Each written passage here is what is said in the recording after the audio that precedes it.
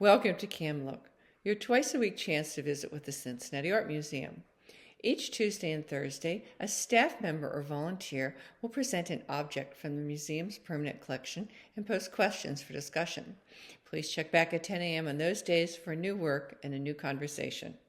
Hi, I'm Susan, a docent at the museum, and today, inspired by some spring planting in my yard, I've chosen to present this painting by Jean-François Millet titled Going to Work. Two workers, rural workers, walking together across a field where others are tending cows in the background, dominate the canvas. There is soft light and a sense of calm.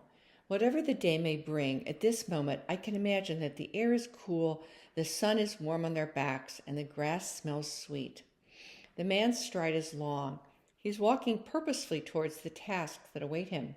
He has no time for furtive glances at the artist. The woman peeks out from under her basket, her mouth turned down in displeasure, as if we're intruding on a private moment. Both have a sack, a lunch probably. It will be a long day. Jean-François Millet was himself a farmer before becoming a painter. He drew this picture of his humble birthplace in northern France years after leaving to pursue art. Some natural talent must have been evident for his father to allow him to move away, probably when a younger sibling was old enough to replace him on the farm. At age 19, he went to study with various portrait painters in Cherbourg, a more prosperous and prominent military port city. Several years after that, he moved to Paris, attending the École des Beaux-Arts. The first of his works, accepted by the Paris Salon in 1840 when Millet was 26, was a portrait, and he started his artistic career as a portrait painter, moving between the French countryside and Paris. This is a self-portrait from that time. Portraits paid the bills for many an artist.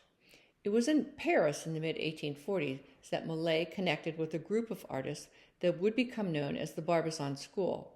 This group strove for realism, interpreting nature as they observed it, painting outdoors, using earthy colors and loose brushwork to create soft forms and beautiful light.